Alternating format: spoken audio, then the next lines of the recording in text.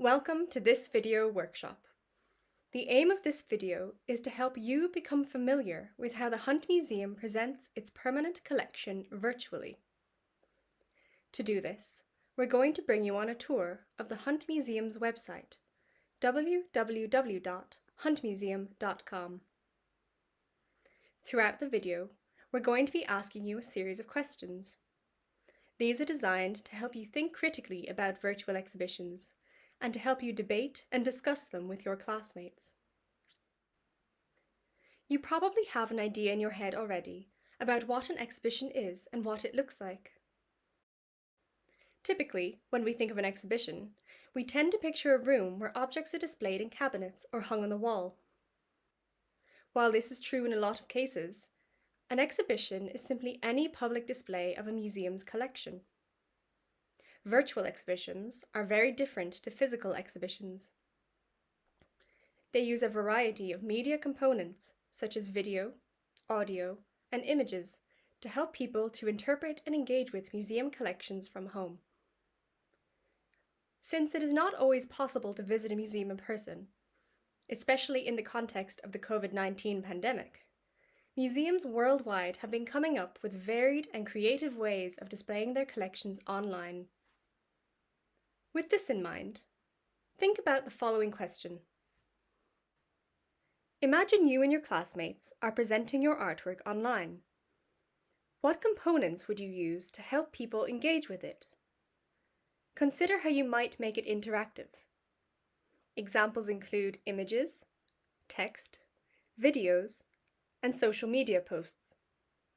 Pause here and write down some ideas.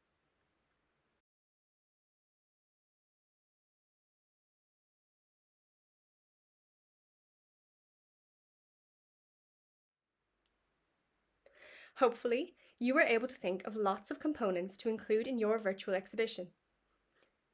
When this video is over, why not return to that question and see if there's anything you would add or do differently?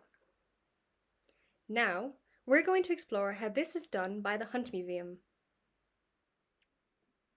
We are starting here on the Hunt Museum's homepage. We're going to use the different tabs along the top of the page to navigate. To begin, we're going to learn more about the history of the Hunt Museum and its permanent collection. So let's click on About Us. This page provides you with a little introduction to the Hunt Museum and its history.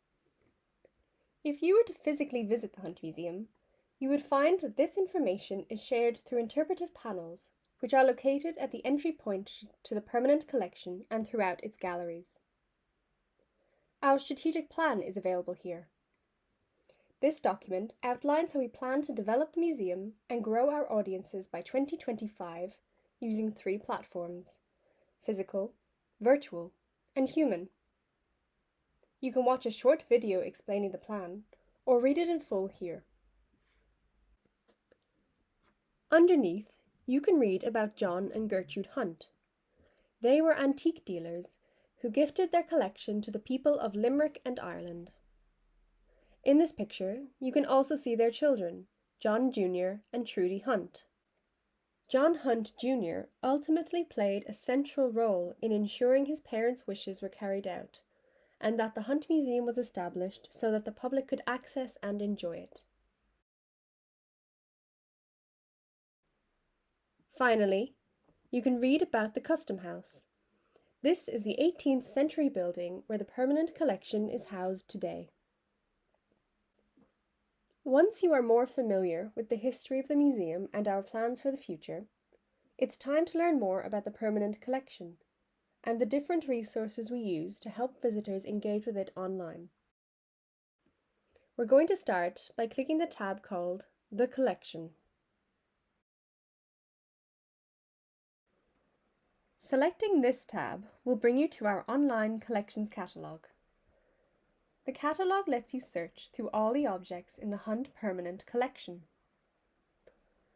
Which members of the public do you think would find a search tool like this useful? Pause here and write down some ideas.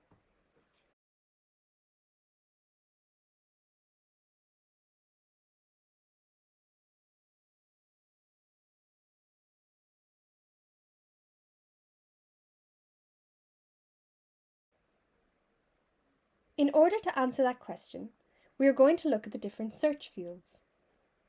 As you can see, we can search by object name, description, or registration number. Every object in the Hunt's permanent collection has its own unique registration or accession number. You can also select from a drop-down list of artists, object types, or materials. It is likely that anyone using this search engine is a researcher or a student like yourself. Another example is anyone who is interested in a specific artist, object type, or material. Someone who is searching for a specific object, for example, a brooch, might choose to use the Object drop-down menu and select Personal Ornamentation. They could also type the word brooch into the title or description boxes. Next, we are going to search using the unique accession number of an object in the Hunt permanent collection.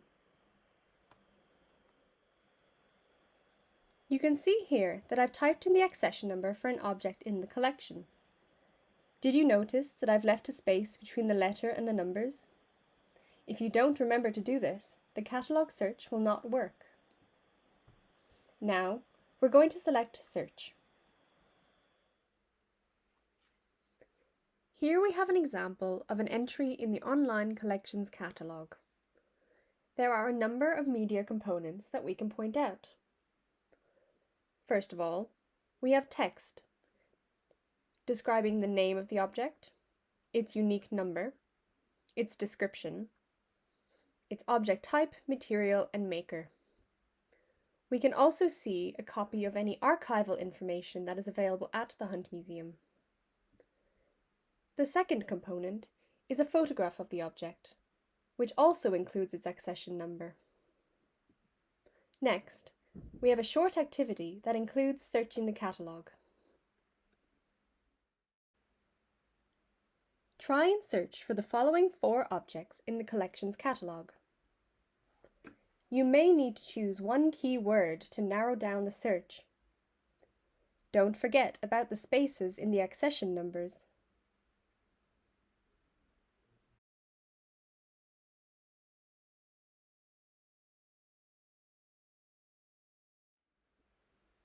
The next tab we're going to visit is Learn. First, we'll choose Museum from Home from the drop-down menu. On the Museum from Home page, you can see a selection of resources that have been created by the Hunt Museum to aid with learning and interpretation of the permanent collection for all ages. Many of the resources include creative activities, such as colouring books, arts and crafts, and quizzes. We're going to look in more detail at the section of this page entitled Collection and Exhibitions. The first one we'll look at is Collection in a Minute.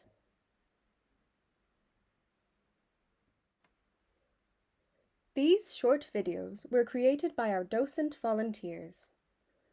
Broadly speaking, docent means someone who promotes learning. Our docents play a hugely important role in visitor engagement, both in the museum and online. In the museum, docents lead tours, organise workshops, give talks and lectures, and research the collection. They are incredibly knowledgeable about the museum and the permanent collection. They've used this knowledge to create a series of 1-minute virtual tours that can be accessed from home. Why might someone use this type of video resource? It might be helpful to watch 1 or 2 of the Collection in a Minute videos before answering. Pause here and write down your ideas.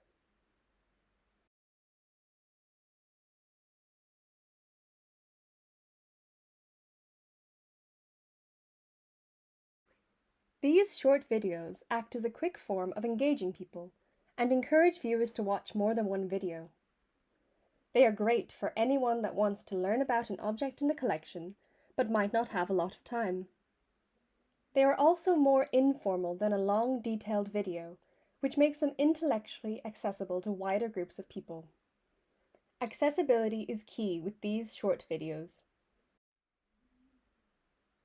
We've returned again to the Museum from Home page, and this time we're going to select 3D Library. When you select 3D Library from the Museum from Home page, you will be brought to a website called Sketchfab. Sketchfab hosts the Hunt Museum's 3D models. One of our goals at the Hunt Museum is to digitize or create online 3D models of all of the objects in our permanent collection. So far, we've created over 90 interactive models, which can be viewed here. In a moment, we're going to select one of the objects and look at it in more detail. Remember this object? We searched for this bead earlier in the online collections catalogue. Let's have a look at the 3D model and a photograph of the real-life exhibit side by side for you to compare.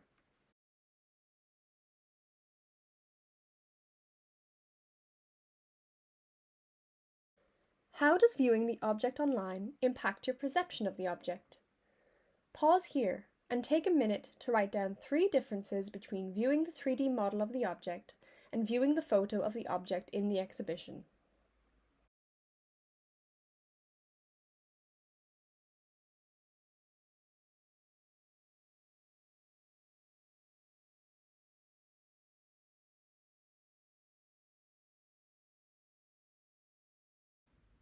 One of the key differences you might notice is the scale of the object. Looking at the bead on Sketchfab, you might assume that it is very big. But when we look at the photograph, we can get a better sense of the size of the object, as we see it beside other objects. Secondly, when we view physical objects in a museum, they have been carefully displayed beside other objects in order to tell a story or give an object more meaning. For example, when objects from a similar time period are displayed together, in this case the Iron Age, you get a sense of what an aspect of life was like during that time in history. When we look at a 3D model on Sketchfab, we view it in isolation, and it is no longer presented beside other objects. This causes it to lose some context or meaning. Thirdly, a big benefit of viewing an object in 3D on Sketchfab is that we were able to interact with the model. We can try zooming in to see the details and colours up close. We can also turn the model and see all angles, not just the one that's facing out in the display case. Take your time later and explore all the different models the Hunt Museum has to offer. More are being created and uploaded all the time. Now we're going to look at some more educational resources. We've moved back to the Learn tab, but this time we've selected Curriculum-Linked Resources. The resources on this page have been created by the Hunt Museum to help primary and secondary school students interact with and interpret the museum's collection. It's important to note that the Hunt Museum has a number of on-site workshops. These are delivered when the museum is open. The sort of programs and activities may not be what we would typically think of as an exhibition. However, they are a way of making students aware of the different objects and time periods represented in the permanent collection.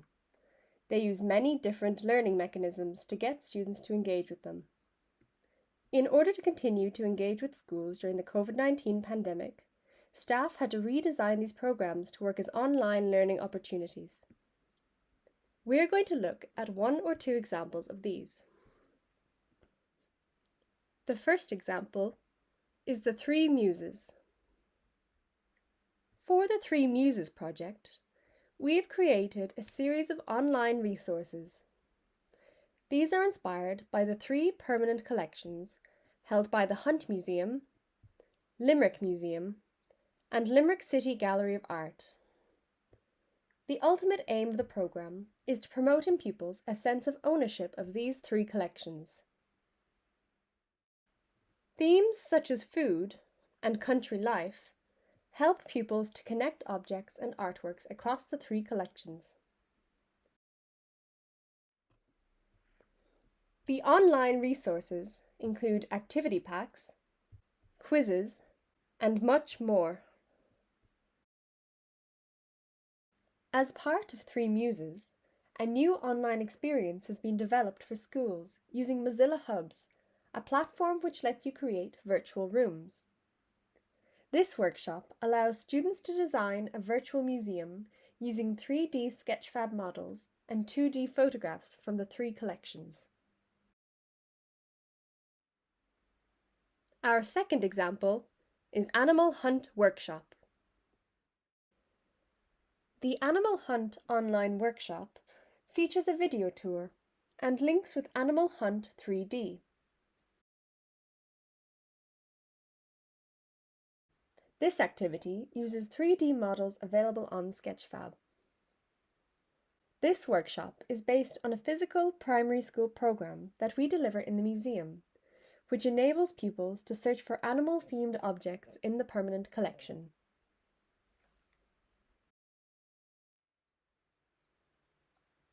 This brings us to the end of our video tour.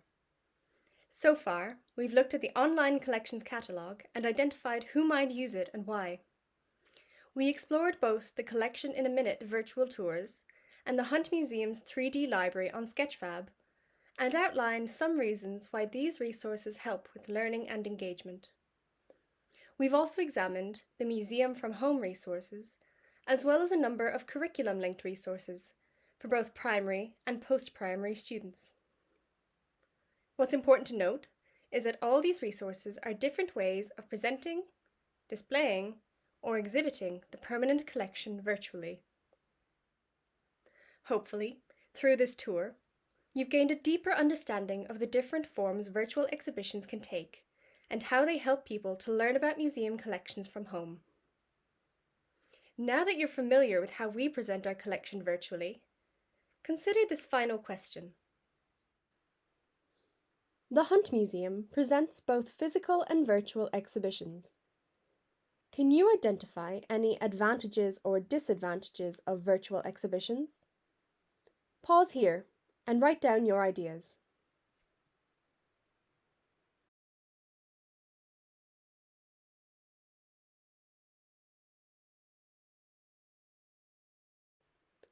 Some examples of advantages are: people can learn about and engage with the museum's collection even when they can't visit in person. Engagement with online resources helps people to increase their digital literacy. They can bring new international audiences to a museum. Online exhibitions are free to access, while there is a fee to visit the in-person exhibition. Some examples of disadvantages are: they are not accessible to anyone who does not have an internet connection or device.